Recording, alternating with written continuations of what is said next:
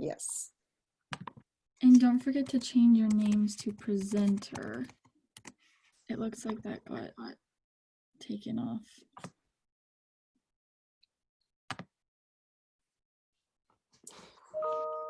Okay, Devyn, you should be a co-host right now. Tell me if you cannot share your screen.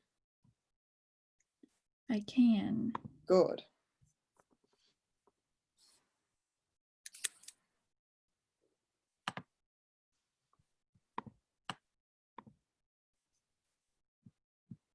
So are we good to go? In that case, I would ask basically Charlie to welcome everybody and then hand it over to Devyn, I guess. Okay, tell me when, Natascha, and I'll do it. I think we are ready. Okay. Well, welcome to our today's panel, and this features the Media and Social Action ARC. And my name is Charlie Butler. I'm the faculty director of the ARC this year, and it's my pleasure to present this terrific group. And today, Devyn Jacobson is going to be our Master of Ceremonies as we look at the work the ARC did this past year. Take it away, Devyn. Hello, everyone. I'm Devyn Jacobson, a freshman at the U of O this year, and we are here to just kind of represent our group, talk about what we've been doing throughout the year, and we're just excited to share. We're going to start off with having Isabel take us through this presentation that she made for us today, just kind of explaining who we are and what we've been doing throughout the year. Hi everyone, I'm Isabel. Just to start off, the Media and Social Action ARC is an academic residential community in Kalapuya Ali'i Residence Hall. So we all live together for the entire year, and we've gone on some trips, which I will go over in the next slides, but basically we are based around like social justice issues, and we learn how to harness these or discuss these issues through different mediums. So like through social media, the news media, and just to raise awareness around these issues. Devyn, could you go to the next slide?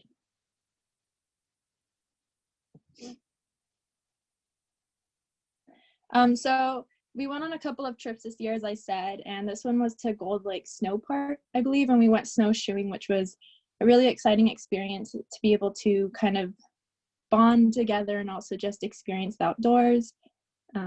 If you want to go to the next one.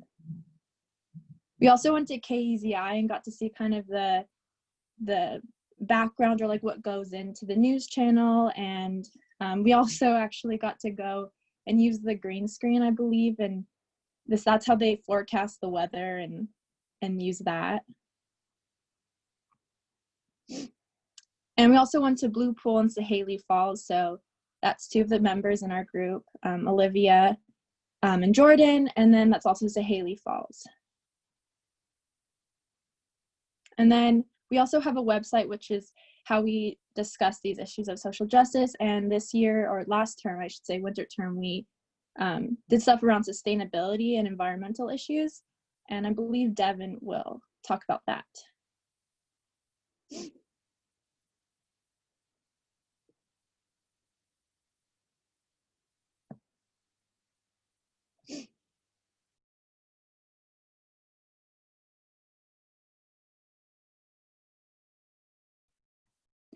Okay, so now we are going to go into talking about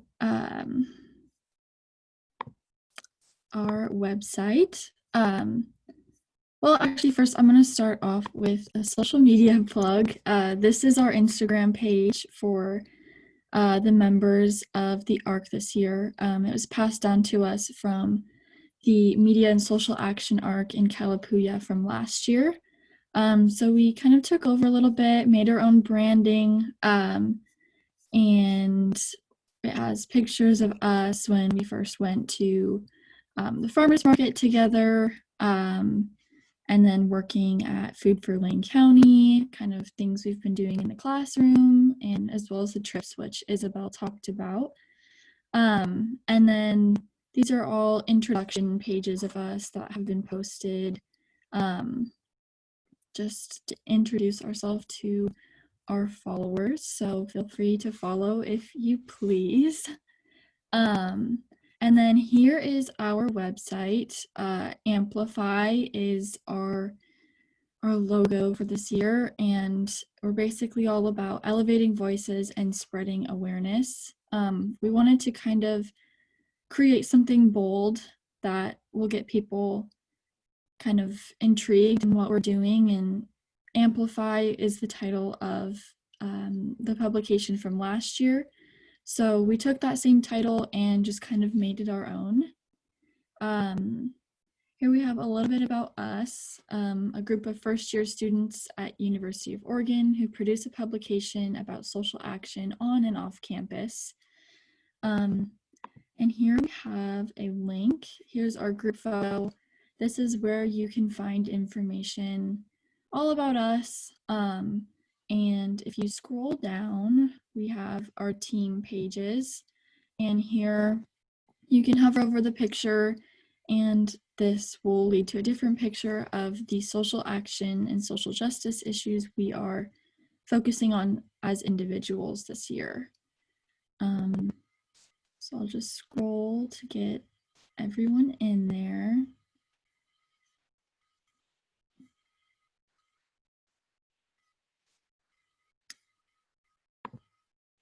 So now we are going to go into talking about the stories that we wrote this year, starting with Out with the New and In with the Used. This will be presented by Makenzie.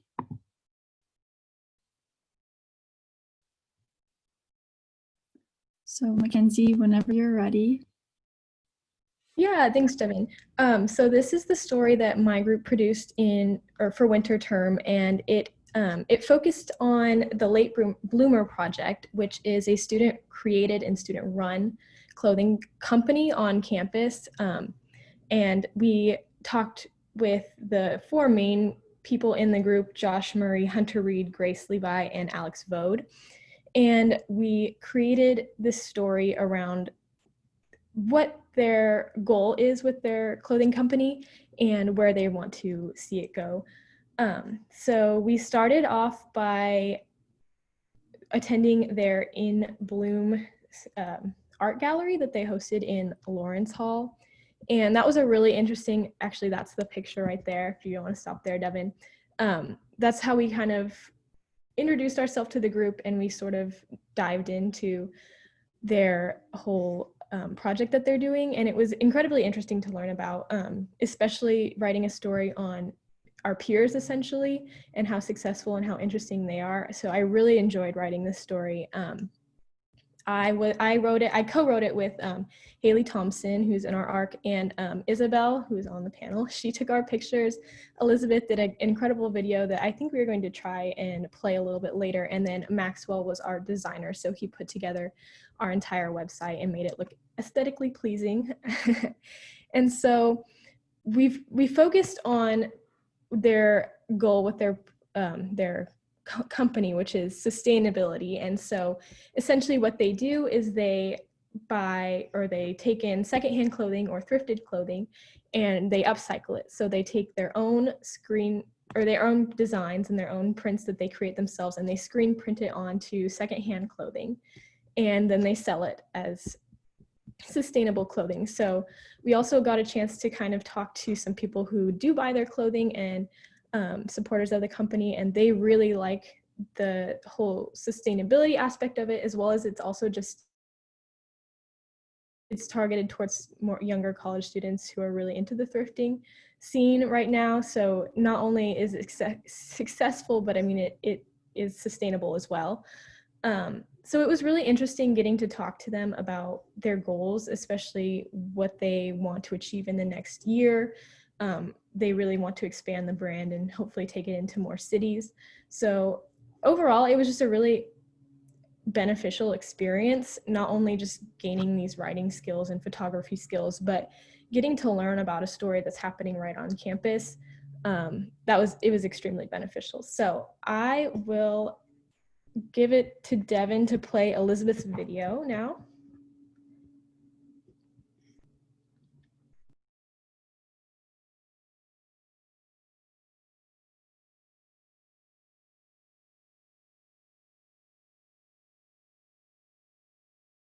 This art gallery was like something I never would have imagined I would have been doing.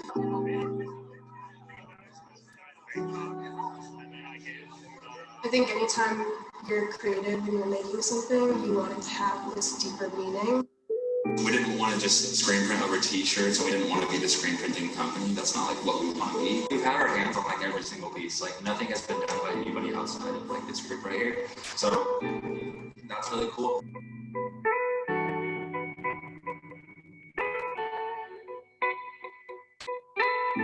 The time that we're in right now, everything is so crazy and kind of hopeless. With our blooming sessions and with this show, like we've been able to have this sort of environment that we've created where it's a bunch of like-minded individuals and this kind of like spread a little bit of hope. People have their own interpretation of like what big bloom means to them. There's always this point in which like we think people can bloom into like these conscious clothing consumers that like can recognize that their habits can be changed. We've kind of created this path where we can express ourselves like any way we want to, but we're doing it in like a very productive and effective way that's not just making stuff to make stuff. We have a really perfect project.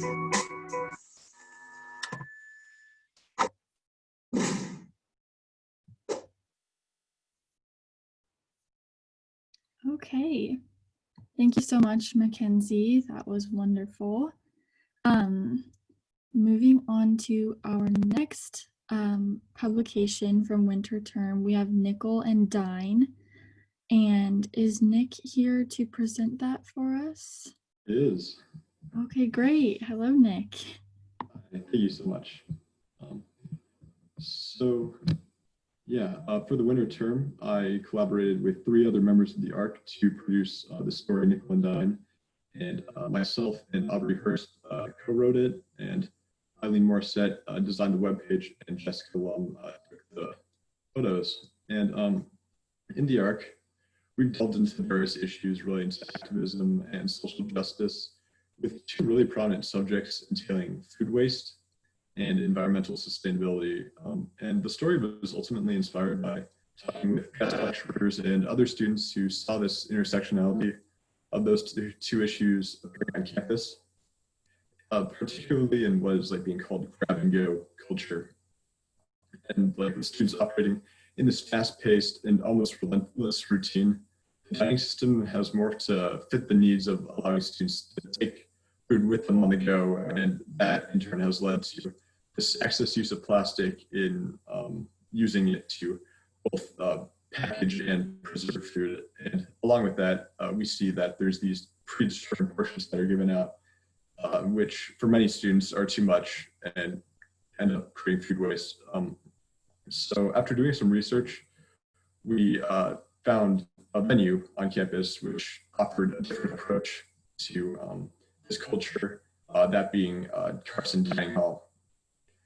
And they use a buffet style concept that allows students to pick their portions, choose what foods they want to eat, and they use all reusable utensils, plates, cups, and so forth. And we ended up interviewing some students who went to that dining hall along with different venues to gauge their opinions on the use of plastic at the university and why they went where they did to eat. And while most students were pretty cognizant of like the deleterious effects of plastic, they admitted that the convenience factor definitely influenced, where they went, and they didn't have the time to always sit down for a full meal at Carson also.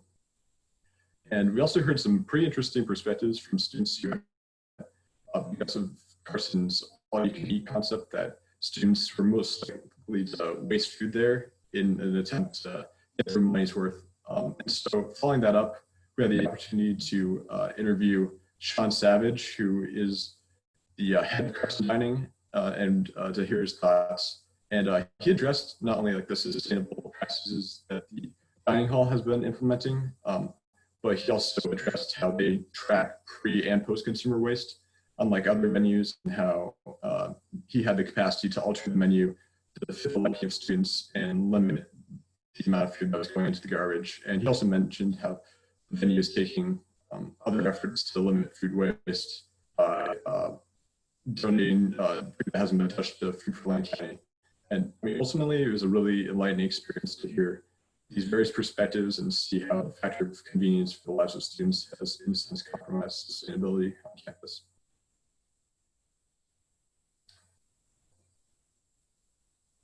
And Jessica did a great job with the photos and the design.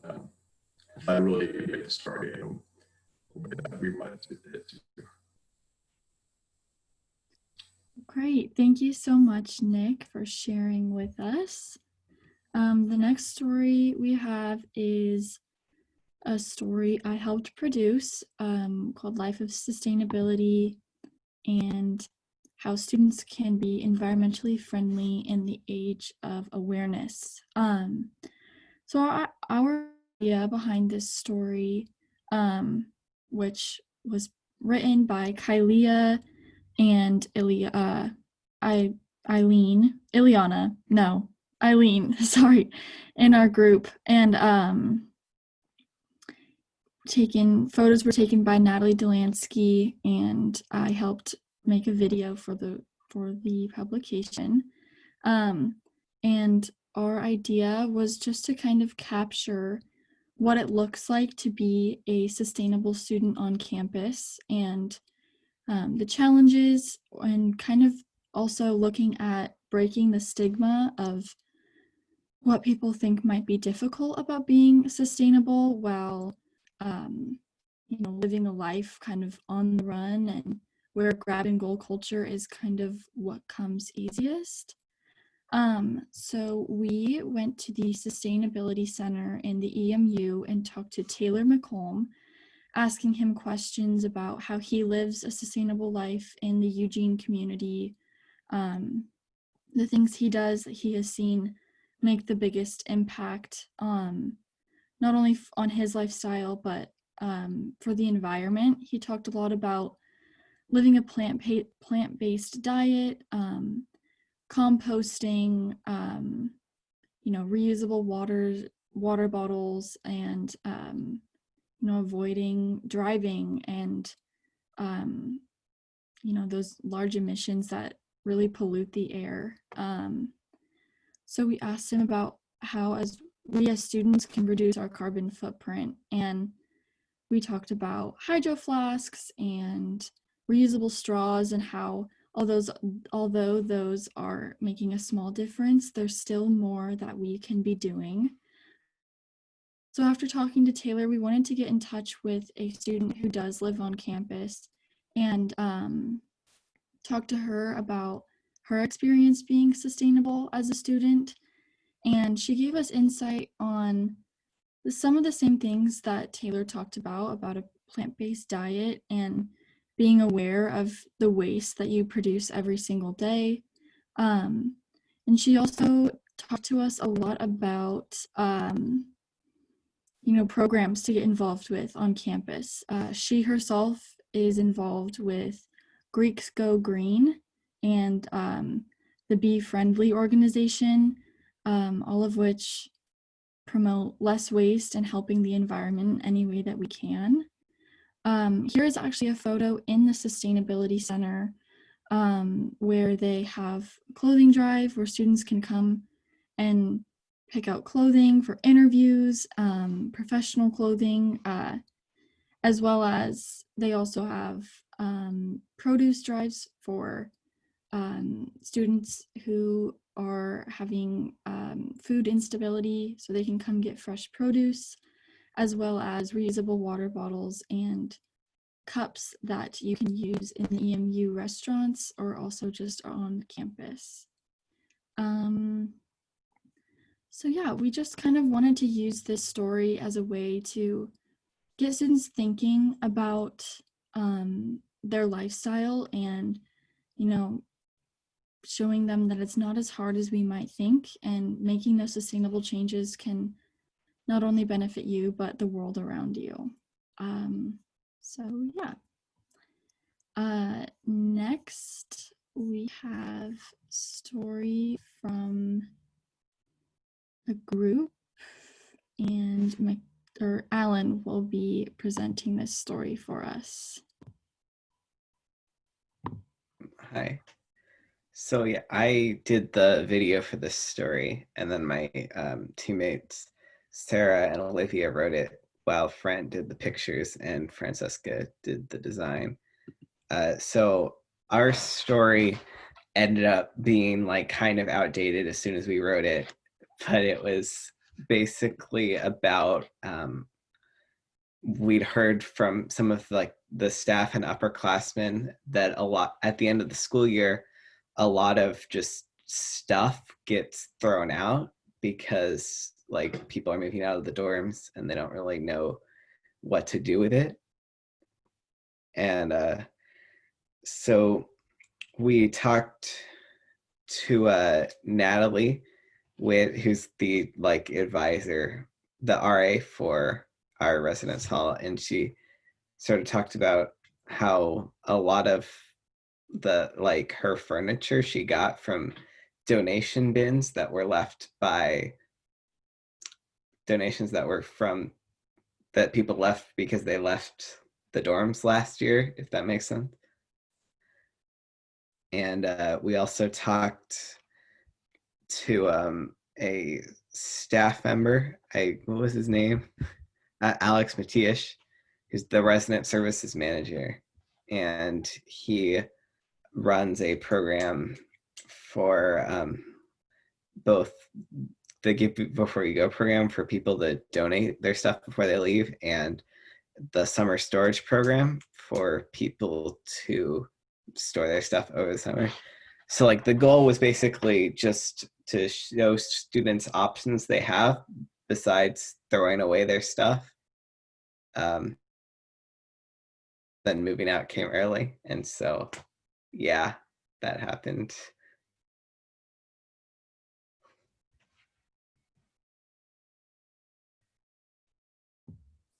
Thank you, Alan.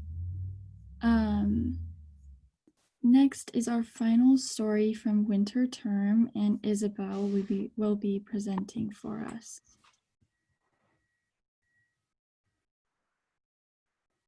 Hello.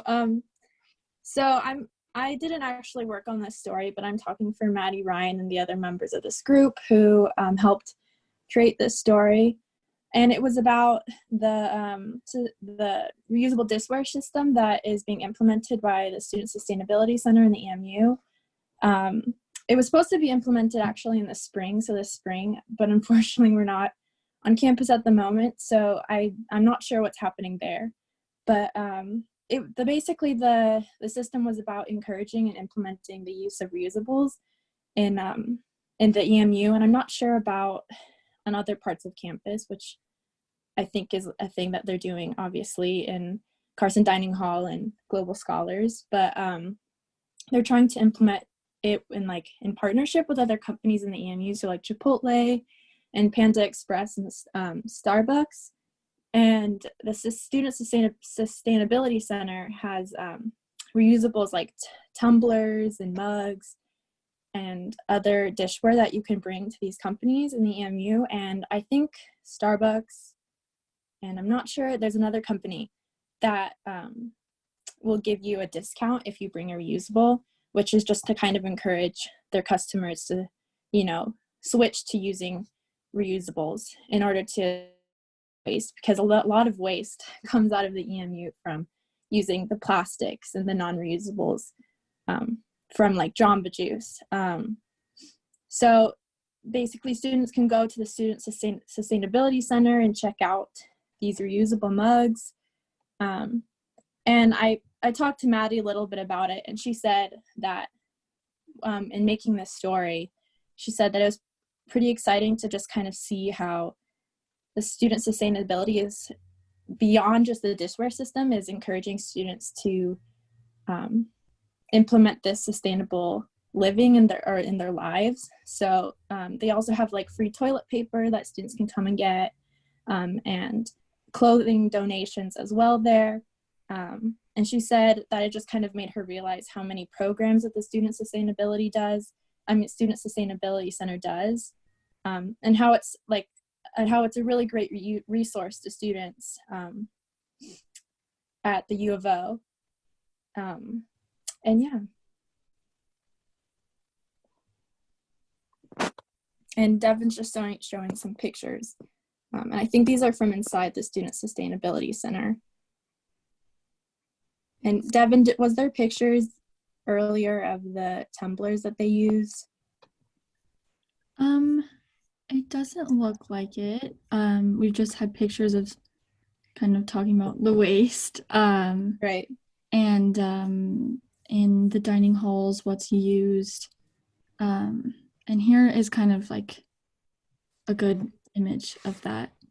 Okay, yeah, so they have the mugs and the tumblers and the pint glasses, and you can just see in those images just the amount of waste that comes out of like Chipotle or Starbucks. And also there's just kind of an issue, which I learned outside of this class, but in my environmental studies class, about how companies kind of use, I guess, biodegradable materials, but the material itself is like a mixture of different plastics that can't be recycled. So just like turning to using reusables is a way better way of decreasing waste and being sustainable. Great, thank you so much, Isabel. So now we are just going to go into more of a discussion from each one of these presenters and talking about the stories that we're working on spring term, how we're kind of still working even though we're not on campus, and then personal experiences with the ARC and what we hope to use, or how we hope to use what we've learned here moving forward. So Makenzie, do you want to start us off? Yeah, so I'll start by describing my story for spring term that I'm working on, in the process of working on.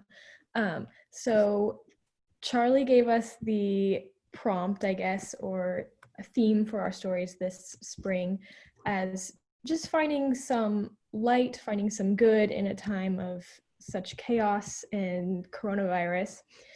So my story is about John and Shannon Dykstra, who I knew previously, but John is a doctor, and he was sent home from work to self-isolate because he was to the coronavirus.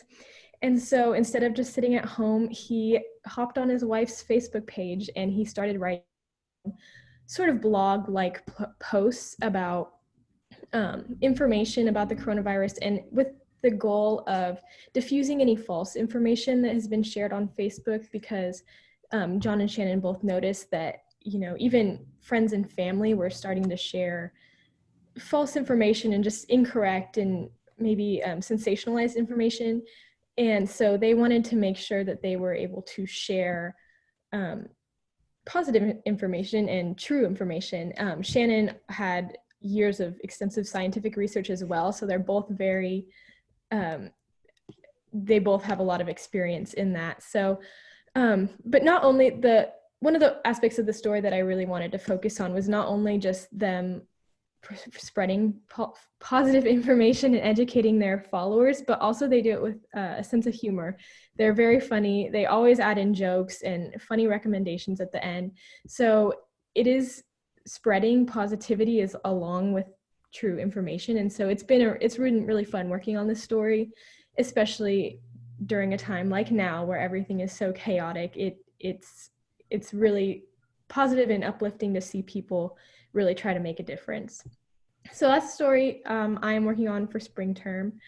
And then Devyn, you said you wanted us to talk about like our experience with the ARC.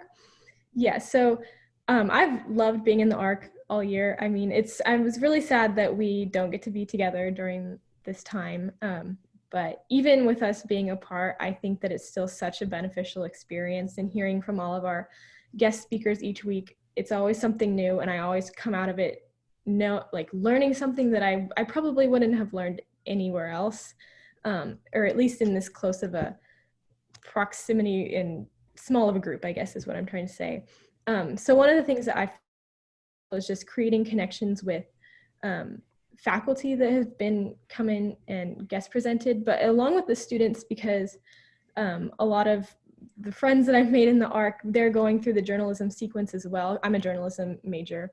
And so these are people that I'm going to continue to have classes with throughout my years here at University of Oregon. So it's just establishing those long-term connections and just friendship at the very least. So I think that's what I found most beneficial.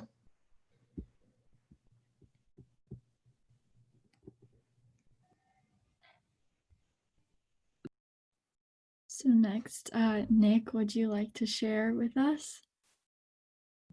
Yeah, thank you so much. So for the spring term, to kind of build off what Makenzie was saying, Charlie was wanting us to find a sort of optimistic story amongst pessimistic times. And I was looking for something that has really impacted the community. And talking with my father, who works at a produce company, he mentioned the efforts that he has been taking during these times. And so his company, Pacific Coast Fruit, they're a produce wholesaler in Portland, Oregon. They were impacted in the sense that they usually operate under a business-to-business model, but with stores seeing decreases in kind of sales and such, and like restaurants closing down, that has affected them severely financially. And they're looking for something that would benefit both them and the community in being able to provide directly for consumers. And they developed what they're calling these fresh produce boxes, which basically entail them filling it with essential foods like fruits, vegetables, so on and so forth, and minimizing all physical contact possible to prevent germ spreading, especially with fears being high in coronavirus.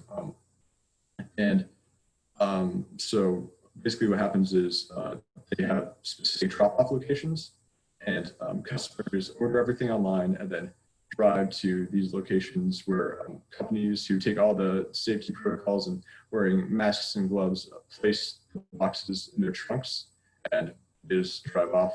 And it just provides something that's affordable and accessible for people, especially in this precarity. So I thought that was a great story to focus on, especially right now. And I was able to interview Nancy Brigado, who is the vice president of marketing at the company, and also was able to go to a drop-off location and hear some perspectives from customers who were all talking about how it's benefited them immensely in just providing fresh produce when it's really hard to find. And yeah, it was great to hear about how people are being provided with produce in a time where it's most difficult to get. And to go on about how the ARC has benefited me personally, I cannot emphasize this enough. The relationships that it's provided me with are unforgettable.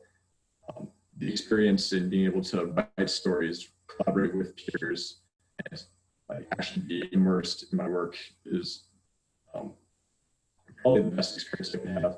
And the guidance that we've been given with Charlie's instructions and so on and so forth is just a good opportunity. I really appreciate it. Thank you so much, Nick. Next up, I'm going to talk about my spring story. With kind of the prompt of going into talking about how people are affected by this through at-risk essential workers, and everyone in between. I wanted to talk about the assisted living community in my town, Gilman Park Assisted Living. I used to be an employee there, so upon coming home in all of this chaos, I was worried about those residents and, you know, what was being done to protect them. And when I worked there, our kind of mission was to ensure that these residents felt like they were at home and, you know, getting involved with the community around them and living, you know, a life that they enjoy while still in a assisted living community. So I no longer work there, but I reached out to a former employee that I used to work with, and he still works there, and kind of just asked questions about what it's like to be an essential worker, and how is this affecting him? How is this affecting other employees? And then also getting into the details of how is this affecting these at-risk populations and what is being done to protect them, as well as what's being done to continue to enrich their lives in this time. Alex Swatman, the employee I talked to, told me that the residents haven't left the community for over 2 months now, and he expressed the frustration that they have with that, and not being able to have their normal routines of going to the grocery store and going down to the room for meals, because now meals are delivered to their room. And even some expressed missing feeling like they have friends. So it was a very bittersweet story to write, just because there's so many people affected by this and everyone is dealing with it differently. Some, if not all of us, are feeling, like we're kind of stuck and we don't know where to go. But I wanted to write this story kind of as just what it looks like to work through this, and how the best we can do is just support each other and make sure that we're staying positive to get through this, as well as doing what we can to help those at-risk communities, and thank essential workers. I know in the community at Gilman Park, people have been donating masks, and in the community, they've been doing Zoom meetings with family members for the residents. They've been setting up tables in the hallways 6 feet apart so they can still play bingo in the evenings. And they even have like a ice cream truck or cart that goes through the hallways just to kind of keep the spirits up. So I think that's an important thing to think about in this time, is just keeping up spirits, good spirits, in this time, and working together to move forward. To kind of talk about my experience with the ARC, at first I was a little intimidated just because I am a psychology major. So going into a journalism-based ARC was something different for me. I necessarily know what to expect, but I am so thankful for this opportunity and everything that it's taught me. Although I won't be going on the same course as the other journalism students in this ARC, I think we can all attest to just the character skills that we've learned, and friendship building and getting in touch with faculty on campus. It's just been a one-in-a-lifetime opportunity, and I have raved to all my friends coming in as freshmen next year to get involved with any ARC on campus, because this opportunity is very unique, and these are things I will definitely carry with me through the rest of my years at U of L. Next up, I believe, is Alan. Okay, so my story is pretty similar to Devyn's, actually. Like, my dad works at the Oregon State Hospital, which is like a mental health hospital, and that's kind of a similar environment, where like you have a lot of people in a confined space. A lot of them are in a vulnerable populations.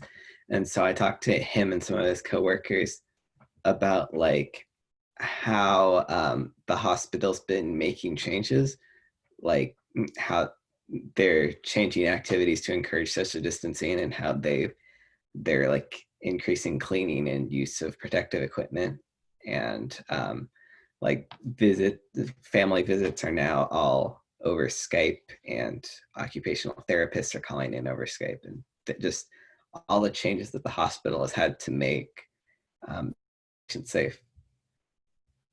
And then as for like how the ARCs helped me, I think the main thing has been like experience, I guess. I feel like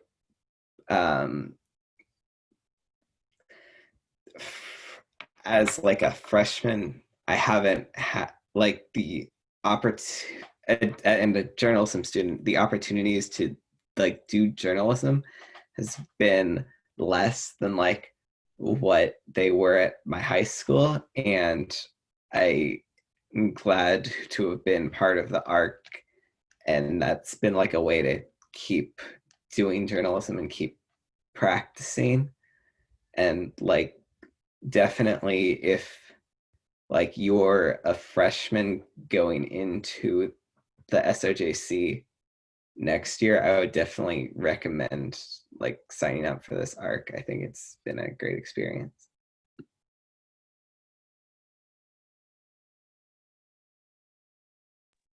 And finally, we have Isabel sharing her spring story.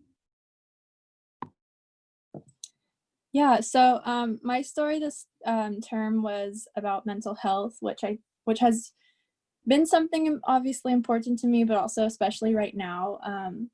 I think a lot of us can relate to the stress of remote learning, students and faculty, and just you know, that there's a huge lack of like social connection that you don't have, you know, that you have when you're in a classroom.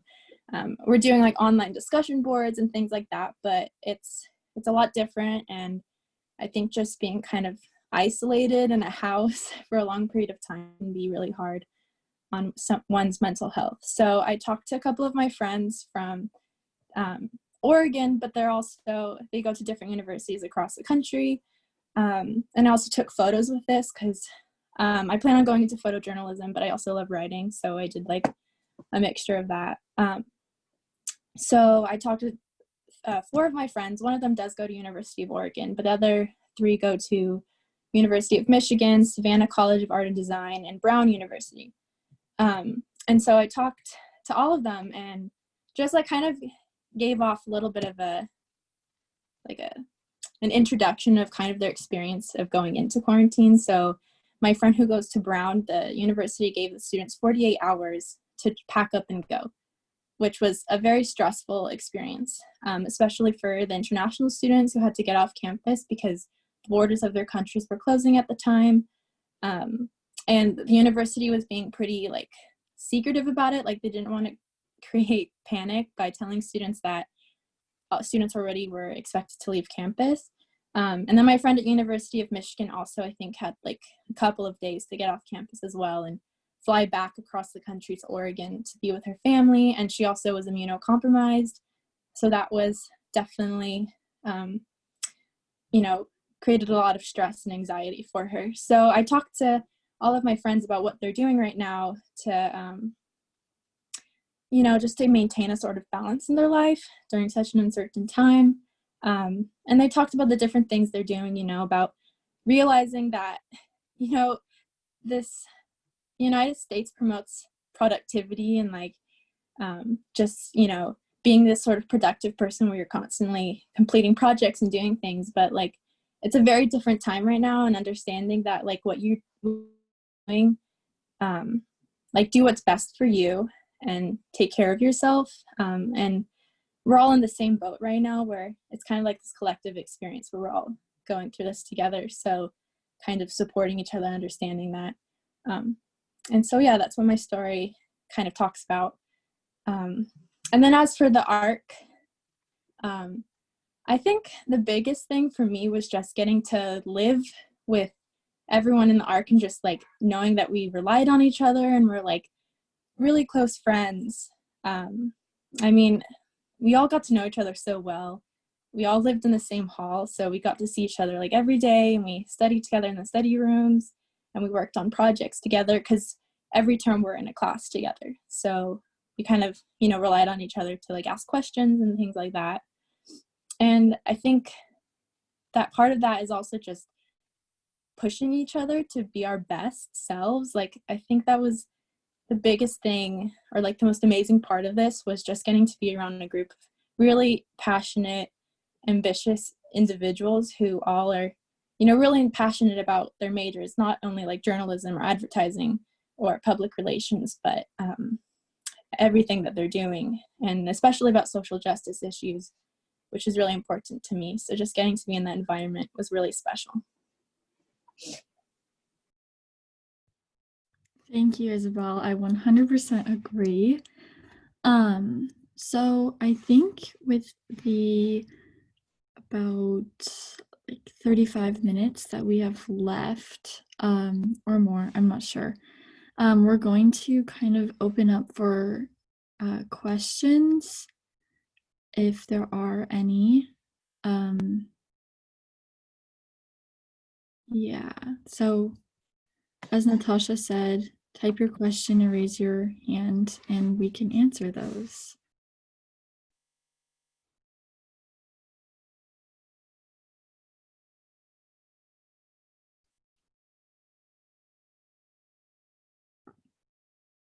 While they're typing, can I ask you guys one?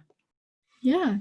So how we were talking a little bit earlier this week, but how do you try to stay motivated during this period? And would you have any advice for a senior in high school who's coming to college next year?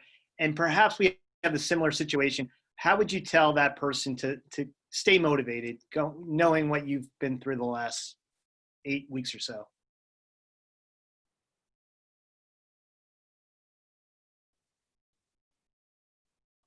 I can go ahead.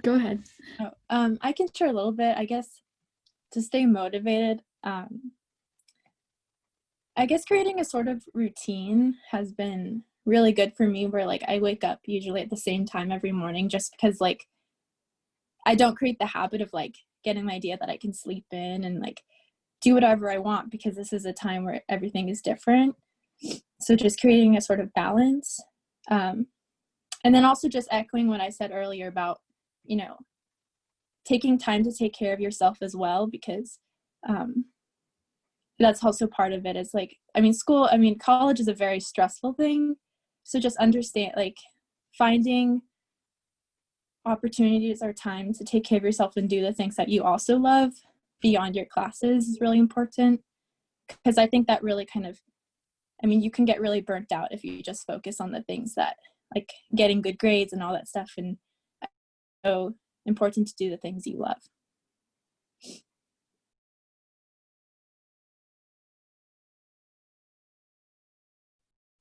I think Isabel did a pretty good job with that. I would agree with that as well. Personally, for me, it's been really hard to stay motivated just because I'm not in a school environment as I was fall and winter term. I'm at home and there's responsibilities here as well. So I think for me, it's kind of creating that divide between my personal life and my school life. And just understanding, I guess, that this is kind of, it's going to come to an end, and we're not going to be learning like this forever, but just making the most of it while I can. And I think a big thing for me is I've been in contact with all of my professors and GEs, and it's been a lot easier to go to office hours because, you just click a button and then you're in the meeting. So I think if there are students watching, I'd just motivate you. I know it's a little bit late in the term to give this advice, but just talk to your teachers, tell them, what you're going through, how this might be hard for you. And even just having those conversations can help you kind of put into perspective, why you're doing what you're doing, and how going through this is only going to make you a stronger student, and you're going to be able to easily time manage in the future and create schedules. And I think everything we're doing now is only going to make us stronger students. But I will to stay motivated. But we're coming on week 9 now, so we can all do it.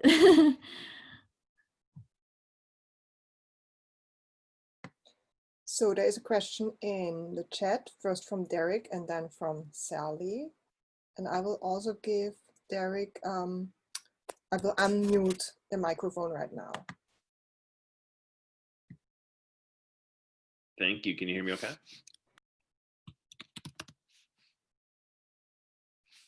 Do you want me to read the question, or is that available to be read? I can read it just in case people aren't able to see the chat.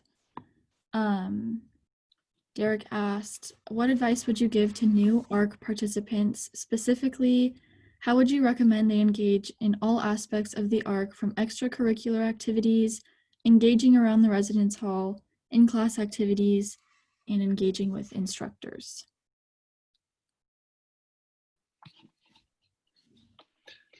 Do you have anything you'd like to add to that, Derek, or do you want us to just start? Yeah, go ahead and jump in. And I'm curious for any of the folks that were in the class with you. And several people were contributing to the presentation, which has been really fascinating and great. So well done to everybody. But yeah, what advice would you give to incoming ARC participants? And I'm just thinking of the ARC as a whole. And I know Charlie planned so many wonderful. He worked with others to plan so many wonderful extracurricular activities, and some of them were presented here with Blue Pool and the Farmers Market. And I guess I'm really curious to hear what activities and what advice they could have just a wonderful experience. I can answer this one a little bit. So one thing that I found really helpful is just like participating in as many activities as you can. I know that when I first joined the ARC and got there, and you're a freshman, so you're dealing with everything college, it's all very stressful and very intimidating. But I think as much as you can, I know Charlie planned many amazing activities for us, and just fun activities that like going to a farmer's market or going hiking, and just taking the time to do that and to go on those activities not only built just friendships in our community, but when we did go to work on those stories, we already knew each other. We already had bonded through those fun activities. So it made working together way easier and way more fun, I would say. And just, I guess my advice would just be to take advantage of as many of those as you can. I mean, obviously you get busy, you can't go on every single one, but it was such an amazing experience, and it really helped me build some friendships and made the transition to working together a lot easier. So that's my advice. Love it. What I would add, I agree with everything Makenzie said, is I have some friends who were in the ARC in the fall but had to drop out of it just because of other commitments to school and schedule, stuff like that. So I think the advice I'd give is kind of sticking with it. I know there's some things that like you had to just do what you had to do for your education, but for me, when I was like, oh, I'm a psychology major and this is all about journalism, like I don't really know what I'm doing here. I think when I told myself like everything that you're going to get out of this is going to help you in some way, and whether that just be communicating with people or just getting to know the people on my campus, like sticking with it is one of the greatest things I've done, and it's helped me in a lot of ways. And yeah, I would kind of agree with Makenzie saying going on those trips and just finding the time for it, it's really important. Because odds are if you find you're really wrapped up in school, having that break to get off of campus is probably exactly what you need. And when we went snowshoeing, that like I wasn't even thinking about school, but we were all out having fun together, and those are opportunities you don't really get to have every day. No, they're not. It's amazing that you got to go snowshoeing. That's so cool. Yeah. And for people from out of state, like they got to have those opportunities and see campus and kind of take a break. So I think I think in any aspect of college, if you get an opportunity like that, whether educational or just an opportunity to get involved with the outdoor program and go on camping trips, I think it's important to take advantage of those. Yeah, I like it. So I've heard stay engaged, stay with it. There's a lot to be received from this, but also, you know, life happens and sometimes it just doesn't work out. But if you can find a way to make it work, stay with it. Does that sound right? Yeah, absolutely. Next we have a question from Sally. Sally, would you like to go ahead and ask? Sure. Great job, everybody. This is really, really interesting. I'm curious, as you were working on your stories and projects this year, did you individually learn something that completely changed your thinking on a particular topic or issue?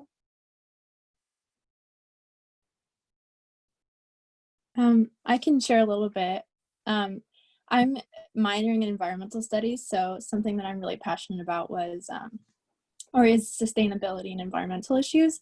So last term it was really exciting for me to get to do something I'm passionate about, but also I learned a lot from, I was actually with Makenzie and we did that story about the late bloomer project, and it's like sustainable clothing and like reusing clothing instead of buying new products or like fast fashion. So I think something I learned from that was just like, I guess like a firsthand experience for like learning the value of like reusing clothing, and also just like what goes into that. Like they're a student or a student group, and they're creating amazing things. So just like the creativity that goes into that, and like how you can make anything if you put your mind to it, and if you're passionate about it. And so that was definitely something that I learned about that. Great.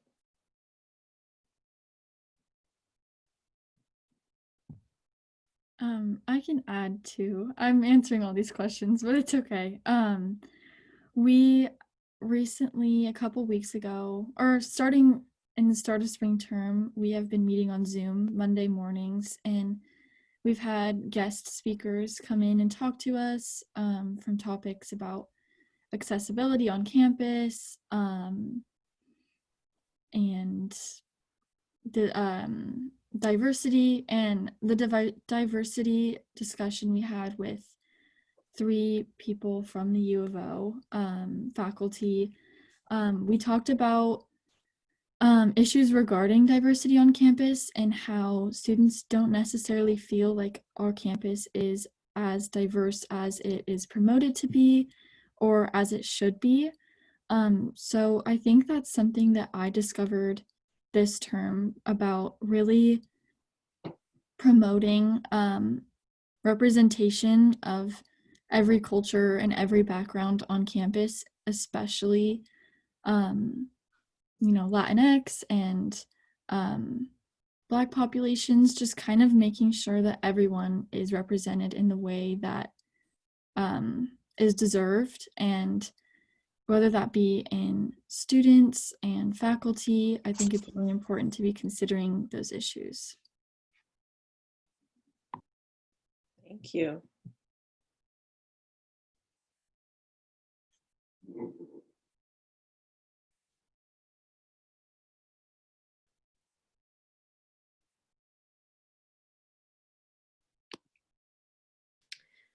Hello all. I just want to say also that you guys have done a great job today, and thank you for presenting.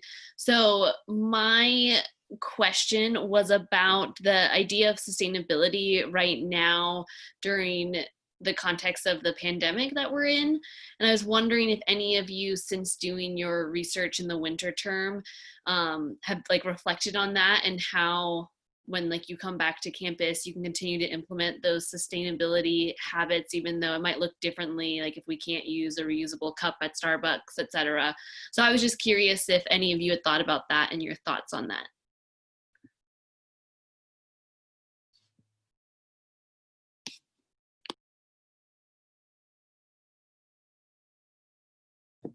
I guess I can chime in a little bit with that. I think one thing I've learned, I guess going back to like the story I worked with Makenzie and Elizabeth and other group members, was just like learning about like reusable clothing instead of fast fashion, and just like going to Target and buying, you know, like a $24 pairs of jeans, you know, because jeans are expensive. So, you know, just being able to go and buy something that's cheap, you know, is really great. But also there's a lot of, you know, waste that goes into making that. So just instead of that, you know, going to a thrift shop where I live, so like in Portland, and just, or like Goodwill, you know, and finding stuff that, you know, someone donated and that you can use again, which is something that I already practice in my life, but I definitely just want to like almost 100% just do that all the time. I mean, a lot of the thrift stores in Portland are kind of expensive, but some of them are, you know, on the less expensive side, and just doing that instead, I think, is really important to me. Yeah, and I definitely agree with Isabel. Working on the story with the Late Bloomer Project was really interesting, because I had already thrifted and I knew what it was and I knew the importance of it, but seeing how the Late Bloomer Project really utilized that and made it their own definitely caused me to want to implement thrifting way more into my wardrobe and just my everyday life. And so with the pandemic, that is definitely one of the things that I miss the most, is just being able to go to a thrift store and shop sustainably, because now, I mean, we really can only shop online, and there are very few online thrift stores, and it's not really the same experience. So I think that that's been really hard, is like, if I do get the urge to shop or I want to get a new top, like you can't just go to a thrift store. And so that's kind of a challenge with sustainability during the pandemic, along with just using plastic, everything. It's I know it's necessary definitely for the coronavirus, but it's sad with everything that we've learned this term to see how much waste is being produced, but obviously it's necessary. So, but I would agree with Isabel.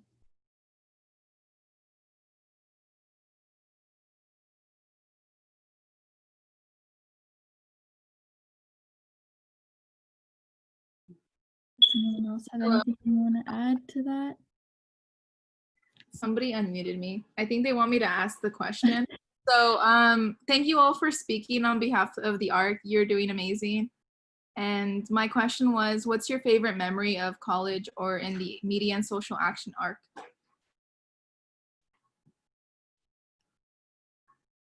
I'm not sure if I have a particular favorite memory, but something that I really appreciated, especially from the ARC, was how our relationships translated over to different programs, like being involved with TV.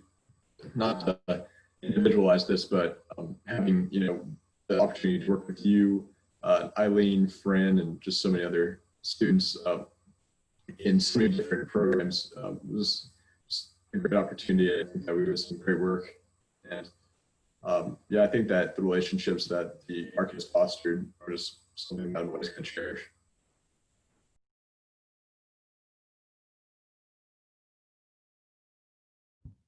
Yeah. Oh, you can go ahead. Devyn, you go. Okay. My favorite memory is probably the first day we all moved in, and the next day after that, just because we were close to the only people in Calapooya at the time. And I remember being, in my dorm, unpacking things, and I got a knock on my door, and I opened it, and it was a group of all these ARC students going around and introducing themselves to everyone in the hallway. And that day we had Unpack the Quack for those participating. And I think that would be my favorite memory, just because that's when I realized this community is so accepting, and it's going to be a great year to be living with all these other students. And it was my first time interacting with other people on campus and going out and just like laughing and having fun with these new people I met while moving other people into their dorms and walking up 3 flights of stairs in Hamilton with heavy boxes. So it was just, it really showed me that this year was going to be hard work, but together we would make the most of it.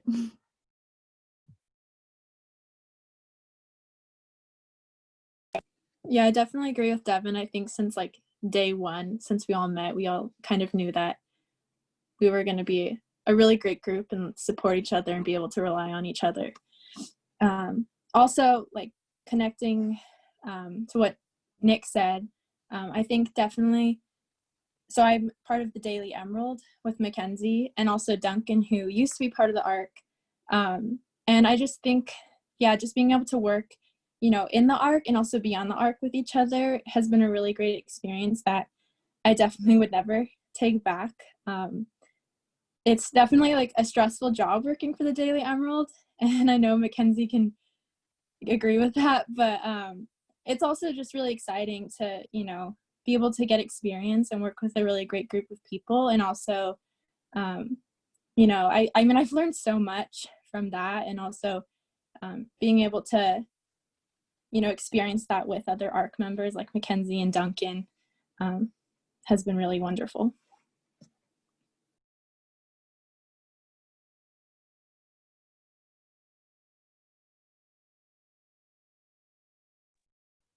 Well, I have a question if nobody else has a question. Oh, okay, great. So at one point you mentioned food waste. I think it was during Nick's part of the presentation. And I've been thinking about that a long time, always when I go to UO events or when life was still normal and we all went to events on campus and there was catering there. And at the end of catering, they are not allowed to reuse any of the food and they just throw it all out, even if nobody has even touched anything. So they invented that leftover text over where they text a group of students that are signed up and those students can come and eat everything that's left over. Unfortunately, I see at a lot of events that they don't do the leftover text over because simply the host of the event hasn't told them, hasn't signed up, didn't know about leftover text over. Would you have any ideas about how to, I'm just kind of brainstorming together with you about how to solve that, how to promote reducing the waste from those catering events?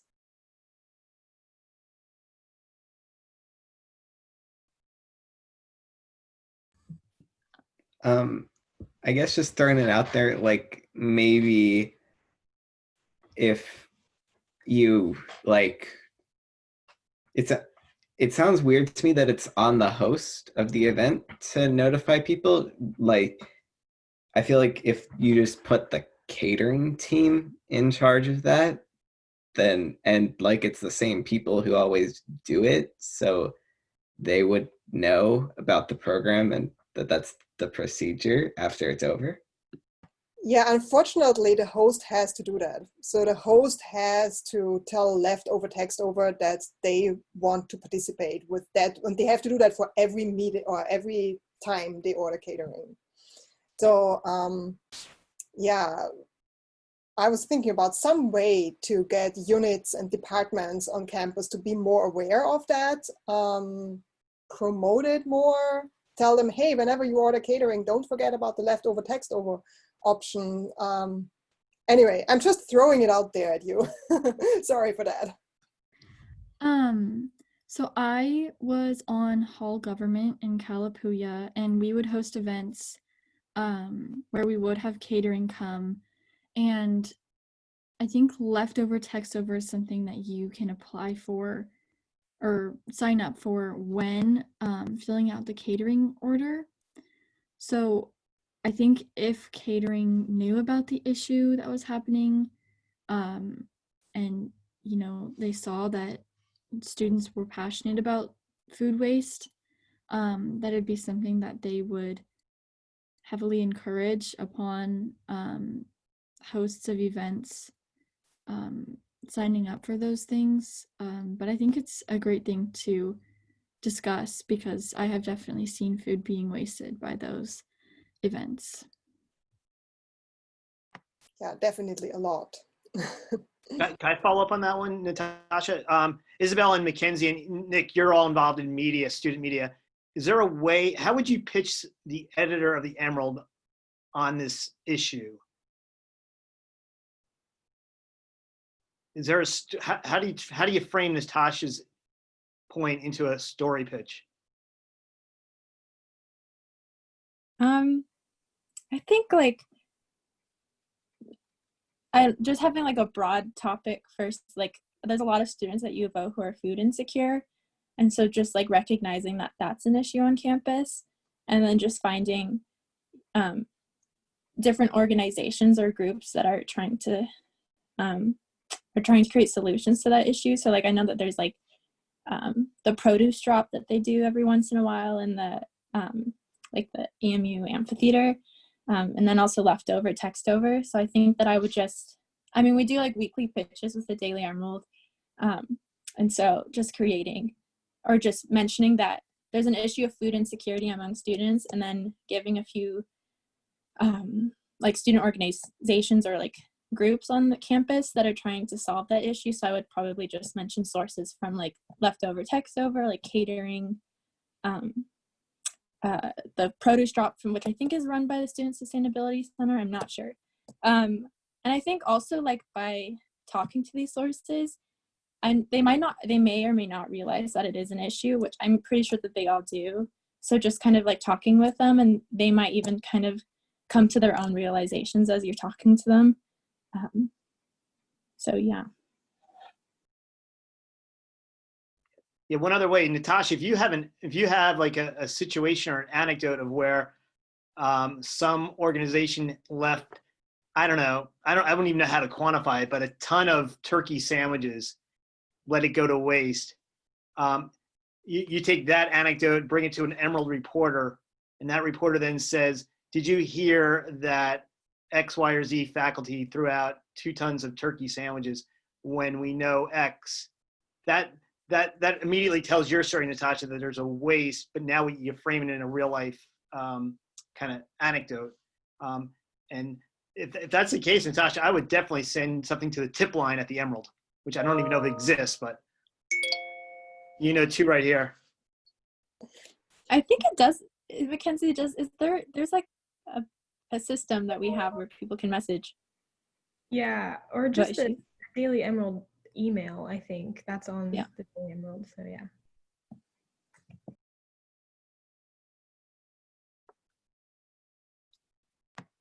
Thank you. I will definitely take that advice. Thank you. We have about 13 minutes left. If anyone has any last minute questions, please feel free to enter those into the chat, or else we will begin to wrap up. But thank you all for being here, and I know we've been talking for quite a bit, but we appreciate you sticking around and being here with us as we share what we've been doing throughout the year. Devyn, can I throw in one last comment? Of course. This has been just a great session you 5 have put on, and I just want to congratulate you as sort of representatives of this year's art class for doing this and speaking so eloquently of some of the things you've done in the ARC and outside the ARC. I've told a few people that this is a very special group, the group this year. And each group, we've had 3 ARCs, and each one has been special for their own reasons. And, you know, I have photos of, you know, all the teams, and each one, you know, means something special to me in a different way. You guys definitely, though. I will not forget you folks. I'm not sure what it was, what was in the coffee that day you guys did Unpack the Quack, but something connected. And you guys seem to look out for one another in a way that I think now, like 6 months later, during this really weird time, it's coming back to help you and help each other. So again, you can't say it to everybody because you're all not here right now, but congratulations for what you've accomplished in so many ways this year. And keep it up. I look forward to seeing you around. Hopefully you're all back here in October or September next year. So thanks a lot. Making me emotional, Charlie. Thank you so much. Well, I guess that's all we have for today. If anyone else wants to say their thank yous and goodbyes, that's open. But yeah, we're really thankful to be here today and have all of you listening. And for those who listen in the future, thank you for being here. And we hope that you continue to stay engaged with us. Follow us on Instagram for updates. And yeah, we look forward to future ARCs and the work that they present. So yeah, thank you all so much.